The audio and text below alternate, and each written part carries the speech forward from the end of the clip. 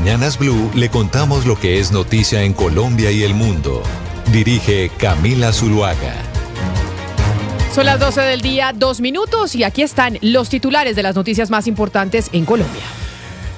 Camila, muy buenas tardes. En los próximos minutos comenzará en Montería la segunda parte del Consejo de Ministros que va a liderar el presidente Gustavo Petro. Se espera el anuncio de medidas concretas para enfrentar las emergencias por las lluvias en todo el territorio nacional. La Unidad de Gestión del Riesgo busca definir la firma del decreto de emergencia económica y advirtió que los recursos destinados a esa entidad son insuficientes para atender a los damnificados. Para el próximo 11 de marzo fue fijada la audiencia de imputación de cargos contra el presidente de Ecopetrol por el delito de tráfico de influencias en la compra de un lujoso apartamento en el norte de Bogotá. Y en otra citación, la Fiscalía citó para el próximo 27 de febrero la audiencia de imputación de cargos contra Juliana Guerrero por los delitos de fraude procesal e ideológica en documento público. El Partido Cambio Radical pidió suspender la impresión del material electoral hasta que se defina si la inscripción de algunas listas del pacto histórico al Congreso fueron legales. Y Venezuela liberó a un colombiano que llevaba más de un año como detenido político en Caracas. Fue dejado en la frontera con Colombia. Más de 40 familias desplazadas dejan los combates entre grupos al margen de la ley en zona rural de Ocaña, en norte de Santander. En noticias deportivas, la tenista colombiana Camila Osorio acaba de ganar su partido y clasificó a la siguiente ronda del torneo de Doha.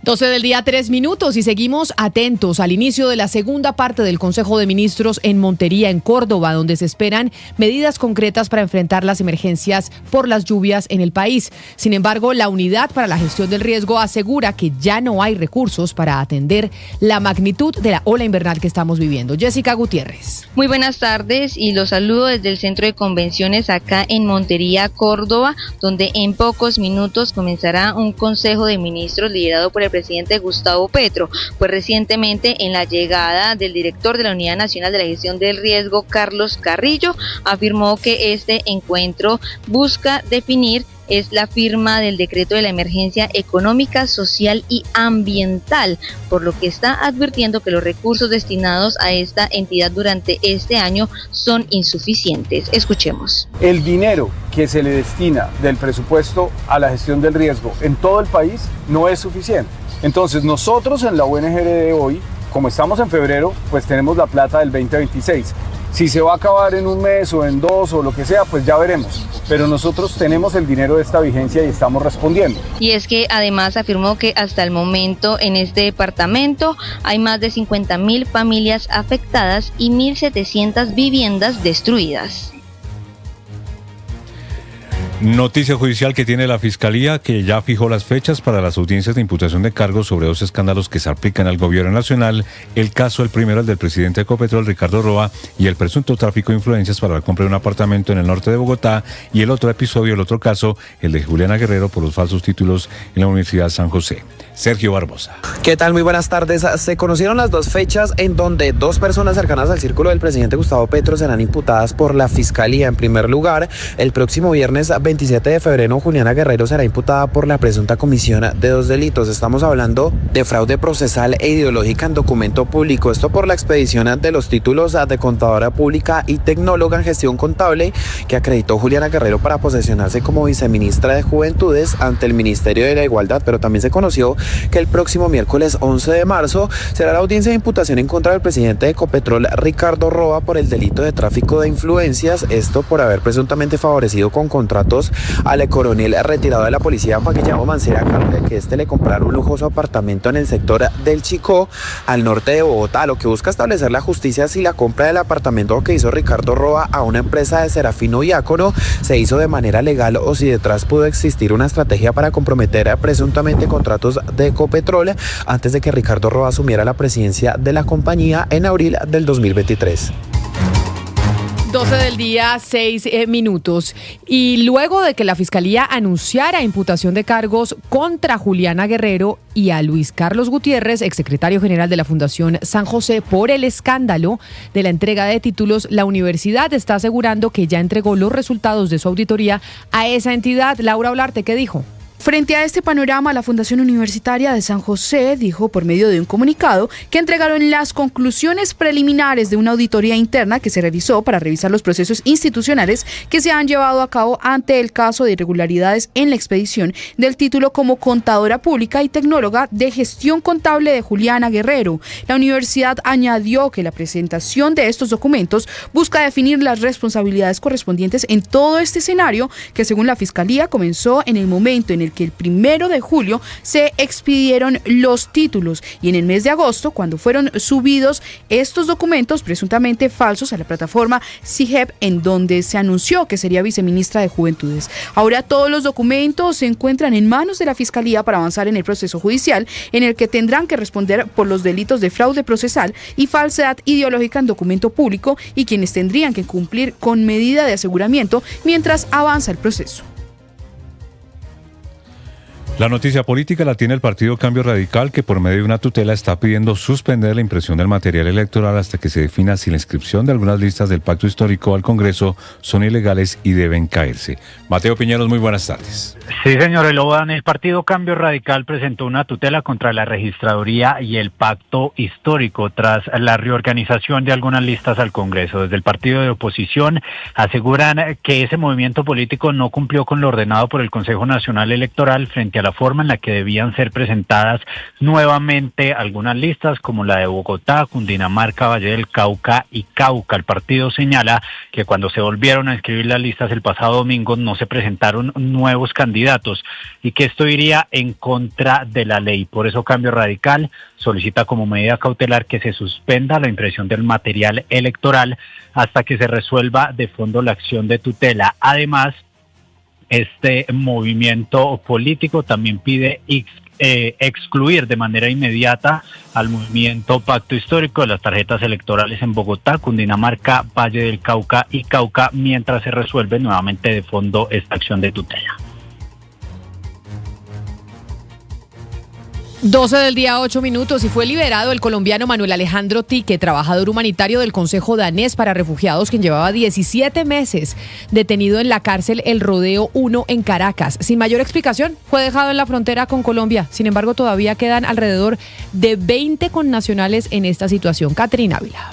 Néstor, buenos días. Fue liberado el colombiano Manuel Alejandro Tique, trabajador humanitario del Consejo Danés para Refugiados, que llevaba 17 meses detenido en la cárcel El Rodeo 1 en Caracas.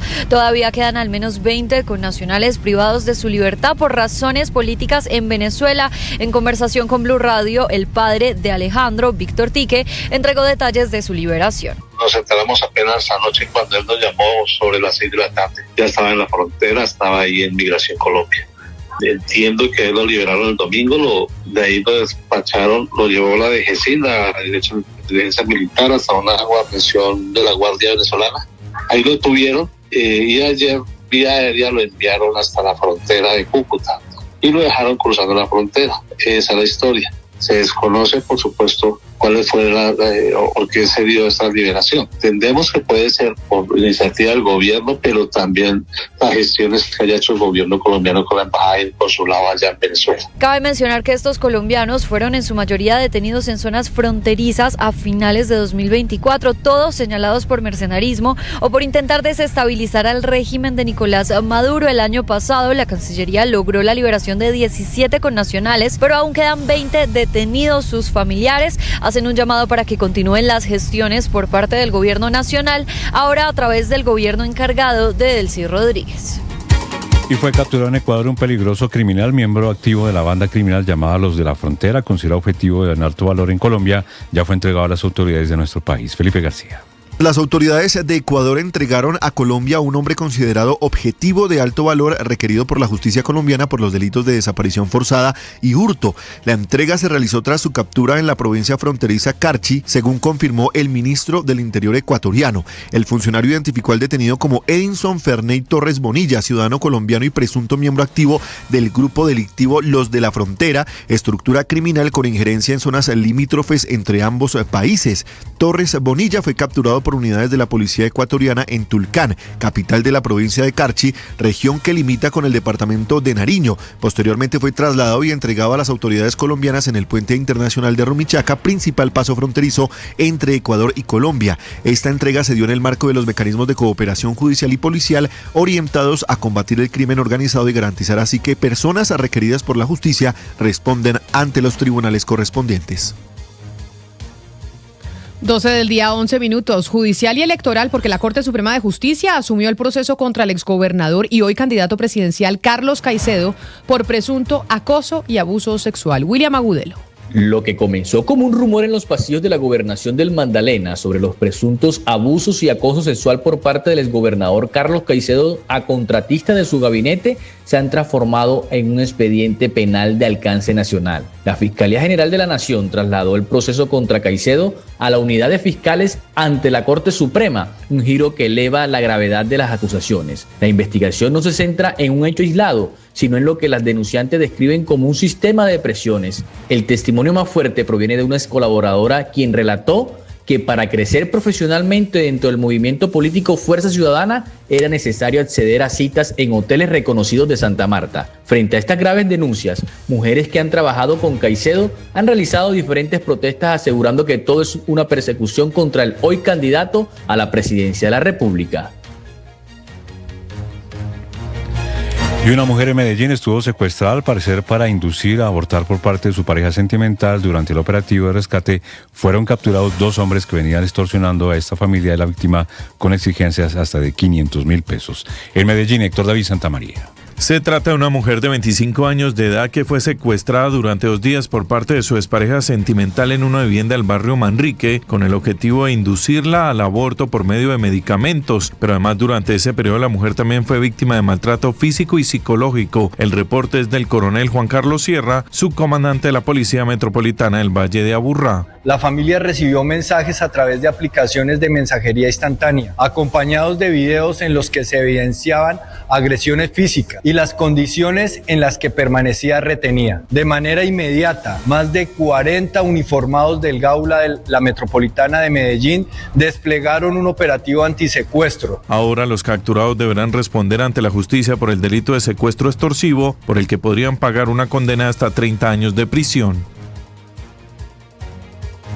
Y es noticia en el mundo que el abogado de Ghislaine Maxwell, la cómplice y colaboradora del depredador sexual Jeffrey Epstein durante décadas, ha pedido que se indulte a su defendida para que pueda hablar con total honestidad y explicar por qué el presidente Donald Trump, antiguo amigo de Epstein, no está implicado en el caso de pederastia. César Moreno.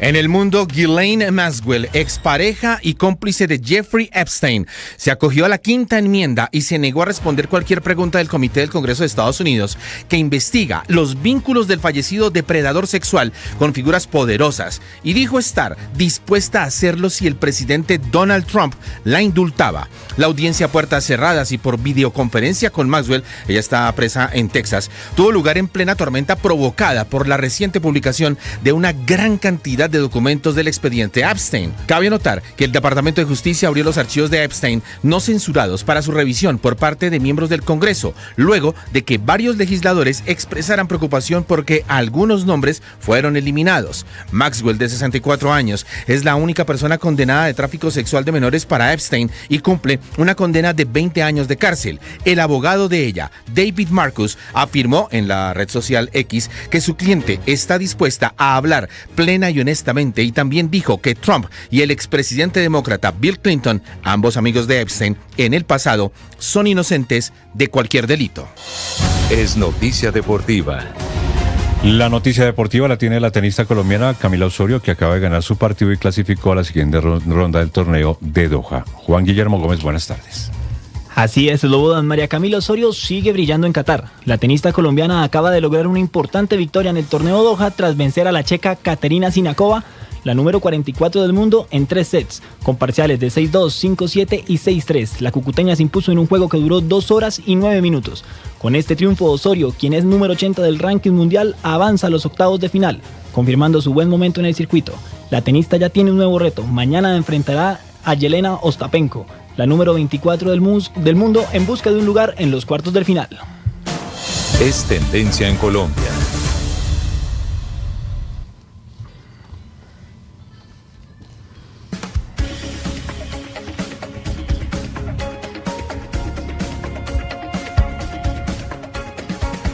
12 del día, 16 minutos, y hasta ahora es tendencia en Colombia el cantante de música popular Jason Jiménez al cumplirse un mes de su fallecimiento tras el accidente aéreo en Boyacá. Luna Guerrero. Así es, Camila, recordemos que el intérprete de éxitos como Destino Final, Ya no mi amor, Vete, entre otros, perdió la vida el pasado sábado 10 de enero en la vereda Romita, en límites entre Paipa y Duitama. En el lugar también fallecieron Oscar Marín, Jefferson Osorio, Weisman Mora, Juan Manuel Rodríguez y el capitán Hernando Torres. Al cumplirse un mes de su muerte, la hermana mayor del cantante, Lina Jiménez, compartió un emotivo mensaje en sus redes sociales en el lugar donde ocurrió el siniestro, donde hoy se lleva a cabo un homenaje.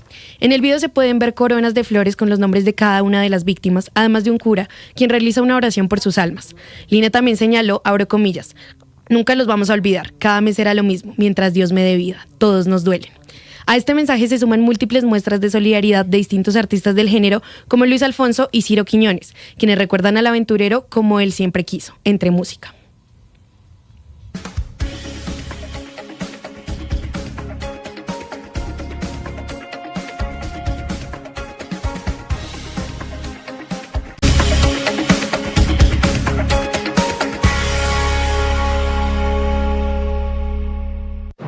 Lo que es noticia en Bogotá, Medellín, Cali, Barranquilla, Bucaramanga. En Mañanas Blue le contamos lo que es noticia en Colombia y el mundo. Dirige Camila Zuluaga.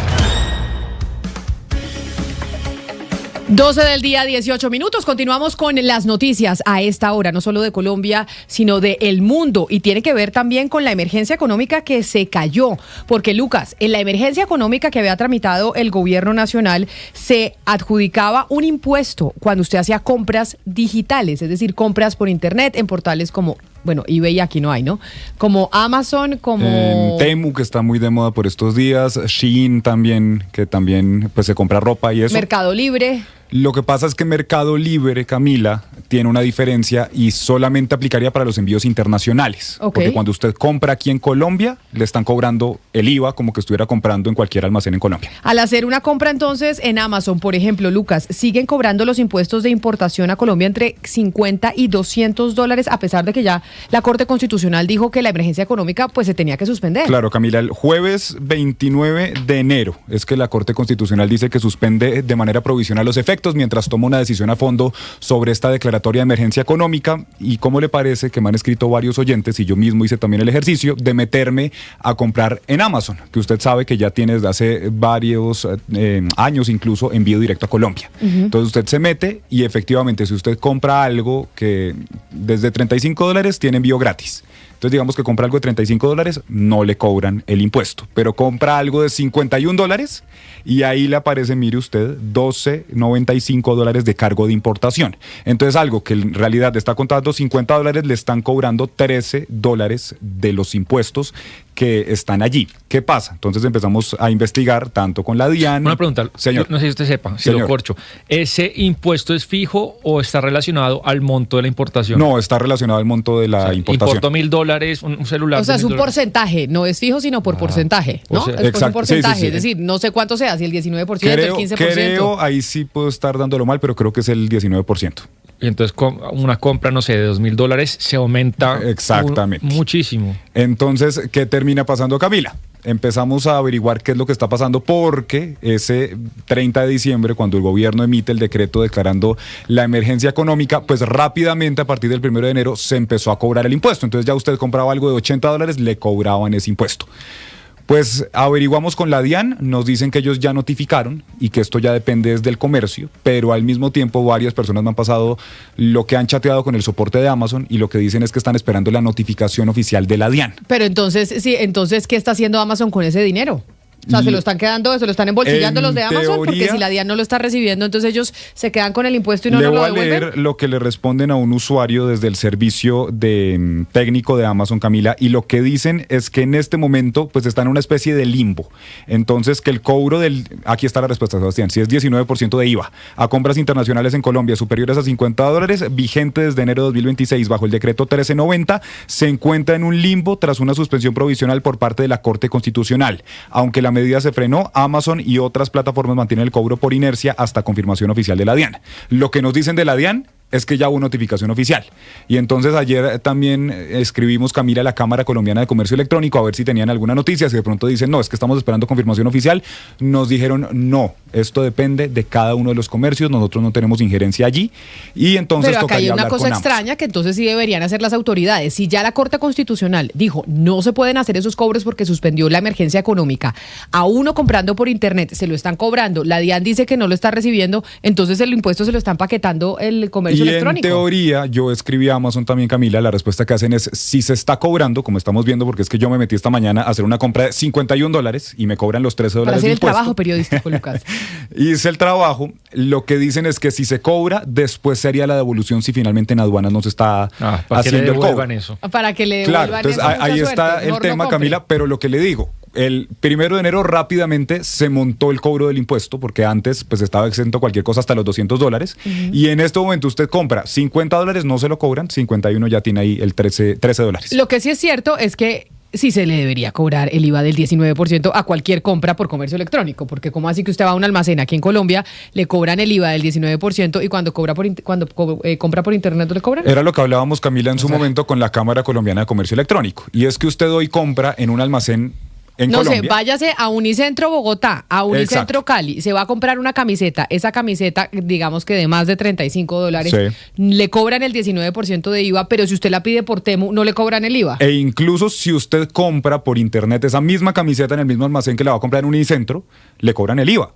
Entonces, lo que decían desde la Cámara Colombiana de Comercio Electrónico es que les parecía, en medio de todo, que estaba bien esta medida porque equiparaba la cancha con los almacenes colombianos y con, por ejemplo, lo que usted decía, Mercado Libre, que usted compra hoy en Mercado Libre, ahí va a haber el impuesto porque le cobran, por supuesto, el 19% del IVA. Pero ese impuesto también se traslada a servicios. Si yo compro un servicio por internet. Es decir, que le ponían a Netflix 19% de IVA a Netflix, que le ponían... Sí, pero no sé, un servicio, comprar un programa, algo de aprendizaje, algún curso pero es de que más de $50. Pero usted todo lo que compra aquí en Colombia, adentro, físico, servicios y demás, le cobran IVA. Usted vaya y contrate una empresa para que le arregle un baño en su casa. Le cobran el 19%, el menos porque para remodelaciones es menos, creo que es como un 5% si no me equivoco, claro, pero en todo le cobran IVA. ¿Por qué lo que es por comercio electrónico no se lo cobran? Claro, porque hay una discusión que depende del rubro y del producto. Hay unos productos, Camila, que tienen un arancel muy alto. Entonces, si usted suma el arancel más el IVA, termina siendo muy caro. Entonces, creo que la discusión debería ser como por sectores. Bueno, lo cierto es que la Corte Constitucional suspendió ese cobro y sí deberían las empresas pues no estar reteniendo el IVA a las compras electrónicas o que digan cuándo se lo van a devolver. Claro, yo no sé si usted se acuerda, Camila, que aquí hemos hablado mucho de lo que pasó con el 4x1000, que en teoría usted iba a poder tener varias... Y seguimos sin implementarlo del 4x1000, entonces, ¿qué termina pasando? En teoría aquí dijimos, eso fue creo que en diciembre de 2024, a partir del 13 de diciembre de 2024, usted, ese límite, que en ese momento eran 16 o 17 millones de pesos, podía ser entre varias cuentas. Finalmente nos dimos cuenta que la implementación de eso no estaba lista y empezamos a hablar con varias entidades, Camila, y acuérdese usted, cada una se tiraba la pelota entre ellos porque no, nosotros estamos listos, pero es que falta aquí, falta allá. Y aquí siento yo pues que termina pasando un poco lo mismo. Escribe usted al soporte de Amazon, dicen que están esperando notificación de la DIAN, escribe uno a la DIAN y dicen que ya notificaron a Amazon y que eso depende de cada una de las plataformas, y en la práctica, pues si usted va a hacer una compra por internet, aunque está suspendido provisionalmente el decreto, pues le están cobrando esa plata, aunque dicen, y eso sí, pues es lo que le estoy diciendo desde Amazon, que si finalmente el cobro no se hace en aduanas, pues le van a devolver esa plata. Pues siga esperando a ver cuándo le van a devolver la plata, porque yo veo eso muy difícil. 12 del día, 25 minutos. Tenemos más noticias que hasta ahora suceden en Colombia. Es noticia en Colombia.